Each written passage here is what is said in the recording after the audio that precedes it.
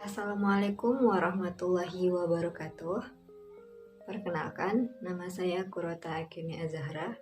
Saya berasal dari kota Pasir Pengarayan, Kabupaten Rokan Hulu. Saya juga merupakan salah satu mahasiswa dari Universitas Riau, Fakultas Keguruan dan Ilmu Pendidikan, jurusan Ilmu Pendidikan, program studi PGSD, kelas PGSD 20B, dan merupakan angkatan 2020. Pada video kali ini, saya tidak sendiri, namun juga ditemani oleh dua rekan saya, yaitu Yulinda Agita Putri dan juga Anissa Ardianiska. Assalamualaikum warahmatullahi wabarakatuh. Perkenalkan, nama saya Yulinda Agita Putri, mahasiswi Universitas Riau, Prodi PGSD Angkatan 2020. Assalamualaikum warahmatullahi wabarakatuh. Perkenalkan, nama saya Anissa Ardianiska, mahasiswi program studi Pendidikan Guru Sekolah Dasar, Fakultas Keguruan dan Ilmu Pendidikan, Universitas Riau. Tujuan kami membuat video ini adalah untuk memberikan informasi dan juga penjelasan mengenai pencemaran udara akibat sampah plastik, sekaligus untuk memenuhi tugas mata kuliah Ilmu Lingkungan dan Mitigasi Bencana yang diampu oleh Bapak Mahmud Al-Qusari, MPD.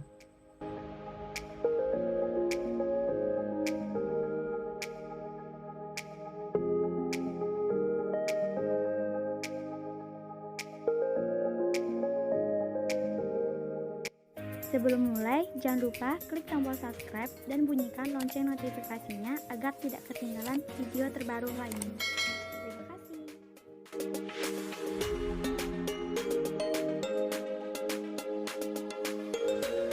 Badan Pusat Statistik atau BPS menunjukkan bahwa sampah plastik di Indonesia mencapai 64 juta ton per tahun. Sebanyak 3,2 juta ton diantaranya merupakan sampah plastik yang dibuang ke laut.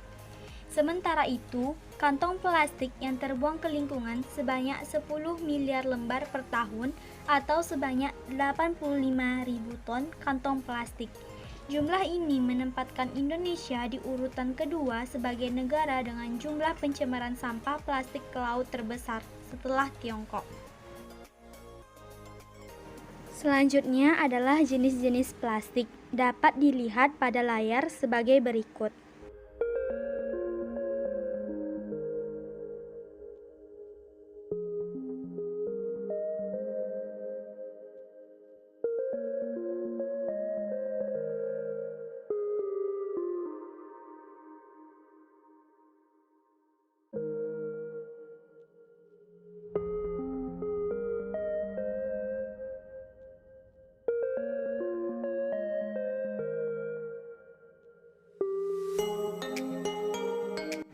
Selanjutnya, dampak sampah plastik bagi kehidupan.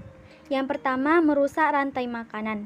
Pencemaran plastik memengaruhi plankton sebagai organisme terkecil di dunia. Ketika organisme terkecil terganggu, maka akan menyebabkan ketidakseimbangan untuk organisme lainnya. Hewan yang lebih besar teracuni dan manusia kemungkinan mengonsumsi ikan yang tercemar polutan. Yang kedua, membunuh hewan. Data dari National Oceanographic and Atmospheric Administration menyebutkan bahwa jutaan burung dan ikan serta 100 mamalia mati akibat sampah plastik yang tidak dikelola dengan baik. Sampah plastik juga merusak sistem hutan bakau yang penting bagi manusia dan merupakan habitat bagi ribuan spesies. Dampak sampah plastik yang ketiga yaitu mencemari tanah dan air tanah. Ketika sampah plastik menggunung di suatu tempat pembuangan sampah dan berinteraksi dengan air, akan terbentuk bahan kimia berbahaya yang bisa meresap ke bawah tanah. Keadaan ini akan menurunkan kualitas air. Kemudian air tanah dan waduk menjadi rentan terhadap kebocoran racun dan aliran sampah plastik. Yang keempat, menyebabkan polusi udara. Pembakaran sampah plastik di udara terbuka menyebabkan udara tercemar karena pelepasan bahan kimia beracun ke udara. Udara yang tercemar ini mempengaruhi kesehatan manusia dan hewan. Yang kelima, menimbulkan masalah kesehatan bagi manusia. Penggunaan zat adiktif kimia selama proses produksi plastik dapat menyebabkan gangguan endokrin. Tak hanya itu, proses penyimpanan dan pembuangan plastik dikaitkan dengan sejumlah masalah kesehatan yang mempengaruhi orang-orang di seluruh dunia. Yang keenam, menguras biaya. Setiap tahun, jutaan dolar dihabiskan untuk mengatasi dampak sampah plastik. Puluhan hektar lahan dan biaya terkuras untuk membuat banyak tempat pembuangan sampah yang sebagian besar adalah sampah plastik. Di sisi lain, pemasukan negara menurun karena dibarengi dengan penurunan jumlah wisatawan yang berkunjung ke lokasi-lokasi wisata alam yang penuh dengan sampah plastik.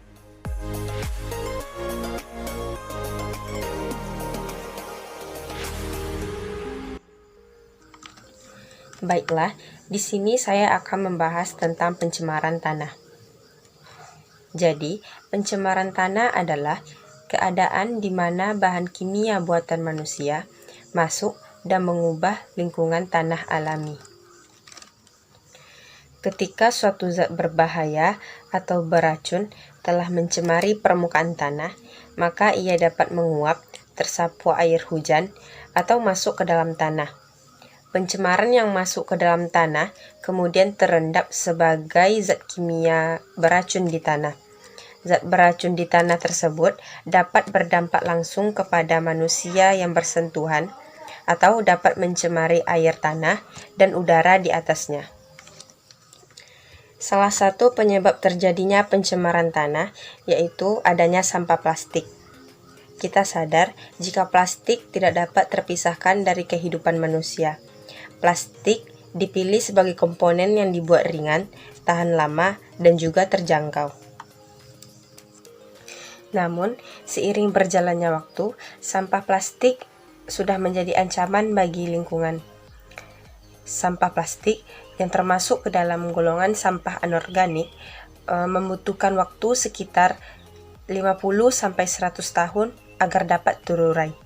Coba kita bayangkan, jika plastik terus bertambah, butuh waktu berapa lama lagi untuk plastik tersebut agar dapat terurai. Mengapa sampah plastik dapat menyebabkan pencemaran tanah? Hal ini disebabkan karena plastik sulit terurai. Seperti yang saya jelaskan sebelumnya, plastik membutuhkan waktu yang sangat lama agar dapat terurai. Nah, sekarang saya akan mengajak teman-teman untuk melihat keadaan sampah plastik yang ada di daerah lingkungan saya. Let's see!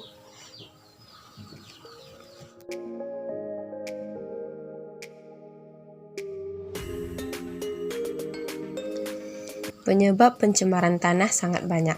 Salah satunya adalah limbah domestik. Limbah domestik berasal dari daerah pemukiman penduduk, perkantoran, serta tempat wisata. Limbah domestik dapat berupa limbah padat dan cair. Limbah padat tersebut terbagi lagi menjadi limbah organik, yaitu barang tidak terpakai dan dibuang oleh pemilik atau pemakai sebelumnya. Limbah organik masih bisa dipakai jika dikelola dengan prosedur yang benar. Limbah organik dapat mengalami pelapukan atau dekomposisi dan terurai menjadi bahan yang lebih kecil dan tidak berbau, atau sering disebut dengan kompos. Kompos merupakan hasil pelapukan bahan-bahan organik seperti dedaunan, jerami, alang-alang, sampah, rumput, dan bahan lain yang sejenis.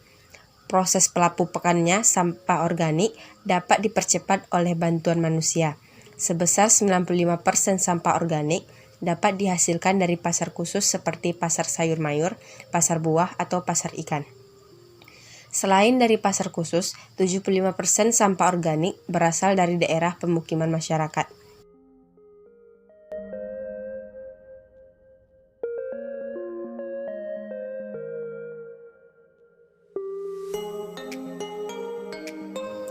Kemudian yang kedua yaitu limbah anorganik atau limbah yang tidak dapat diuraikan oleh mikroorganisme. Contoh salah satunya yaitu plastik, sehingga menyebabkan tanah menjadi kurang subur.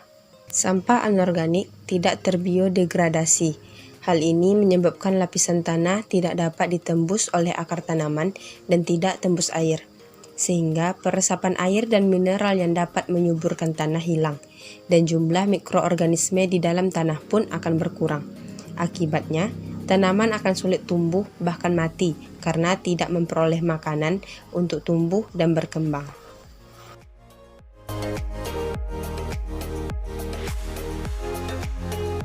Oleh karena itu, sudah saatnya kita bergerak untuk merubah lingkungan menjadi lebih baik. Untuk mengatasi terjadinya pencemaran tanah, kita dapat melakukan beberapa hal berikut. Yang pertama, membuang sampah pada tempatnya. Hal ini merupakan langkah awal sebagai menyelamatkan tanah. Saat ini masih banyak orang-orang yang membuang sampah sembarangan. Sebaiknya kita mengubah kebiasaan itu untuk membuang sampah pada tempatnya. Hal ini juga sebaiknya kita ajarkan kepada anak usia dini, sebab perubahan kecil dapat berdampak pada kemudian hari. Yang kedua, melakukan 3R. Istilah 3R yaitu reduce atau kurangi, reuse gunakan, dan recycle olah kembali. Gerakan 3R hanya berlaku pada sampah anorganik seperti sampah plastik. Sebagian orang juga memanfaatkan sampah plastik untuk kerajinan tangan dan dapat dijual.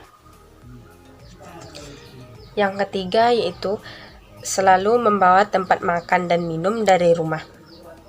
Kebanyakan orang malas untuk melakukan hal ini karena mereka lebih memilih untuk membeli air minum kemasan dan membuang tempatnya jika tempat tersebut telah dalam keadaan kosong. Jika semua orang melakukan hal tersebut, bisa dibayangkan berapa banyak botol plastik yang terbuang setiap harinya. Yang keempat, gunakan kantong plastik belanja sendiri. Saat kita berbelanja, barang yang kita beli itu akan dibungkus di dalam plastik. Nah, untuk mengurangi penggunaan plastik, sebaiknya kita menggunakan kantong belanja yang berbahan dari kain. Yang kelima, berhenti menggunakan sedotan plastik. Jika kita tetap ingin menggunakan sedotan, kita dapat menggunakan sedotan yang berbahan stainless steel.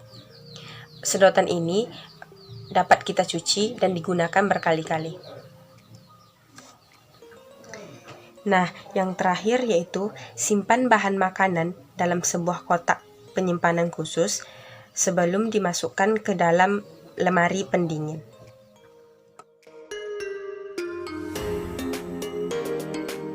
Pencemaran air adalah menurunnya kualitas air yang disebabkan oleh masuknya komponen asing berupa unsur, energi, atau zat lainnya ke dalam air.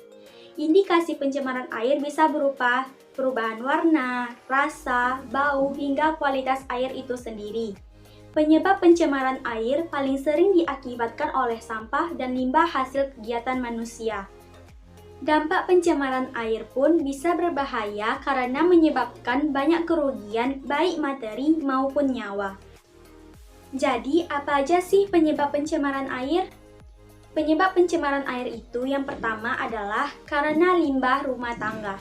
Polusi air ini berasal dari air sabun yang dipakai sehari-hari, sampah rumah tangga, dan deterjen untuk mencuci pakaian. Yang kedua, karena limbah industri.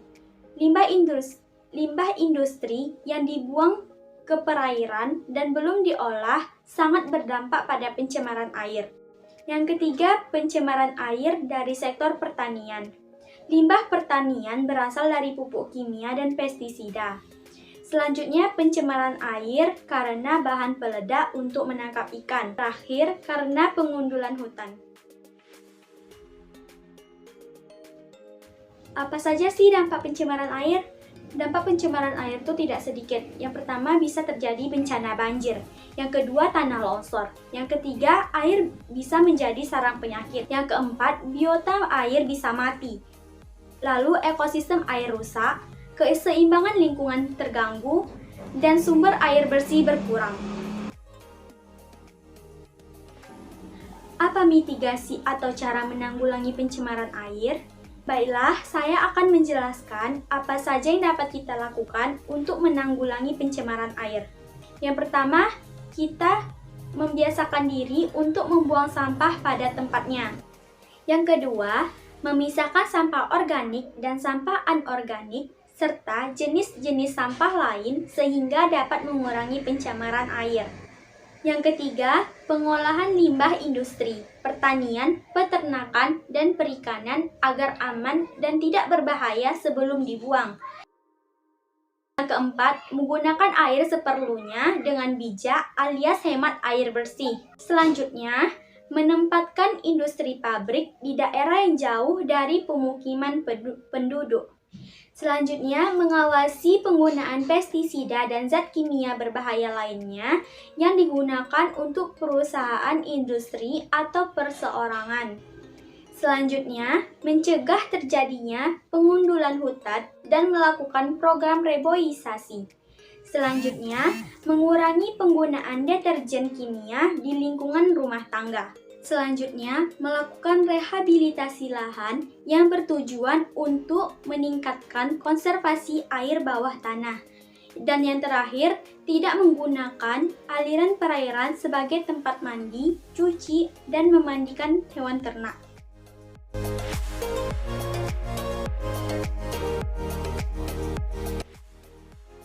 Pencemaran udara.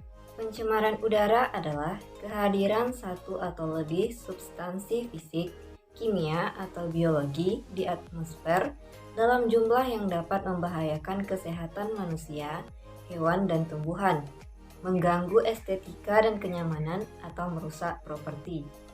Pencemaran udara dapat ditimbulkan oleh sumber-sumber alami maupun kegiatan manusia. Salah satunya adalah akibat dari pembakaran sampah plastik. Sampah plastik adalah salah satu jenis sampah yang paling banyak ditemukan dan mulai mengancam ekosistem. Tidak hanya merusak lingkungan saja, tetapi juga menjadi penyebab kematian banyak hewan di dunia. Untuk mengatasinya, banyak masyarakat yang memilih untuk membakar sampah plastik daripada membuangnya ke tempat pembuangan akhir. Namun, apakah hal ini merupakan penyelesaian yang tepat? Ternyata tidak, sebab sampah plastik yang dibakar justru menjadi masalah baru yang bisa membahayakan lingkungan dan kesehatan. Hal ini telah diungkapkan oleh Direktur Sekolah Ilmu Lingkungan Universitas Indonesia, Dr. Emil Budianto. Menurutnya, sampah plastik dalam jumlah banyak mengandung karbon dan hidrogen. Zat tersebut kemudian akan berkumpul dengan zat lain yang berasal dari sisa makanan seperti klorida. Ketika sampah tersebut dibakar, maka campuran zat tersebut melepaskan zat lain yang berbahaya bagi manusia, yaitu dioksin dan furan. Selain dioksin dan furan, gas-gas berbahaya yang ditimbulkan oleh pembakaran sampah antara lain gas karbon monoksida, nitrogen oksida, dan sulfur dioksida.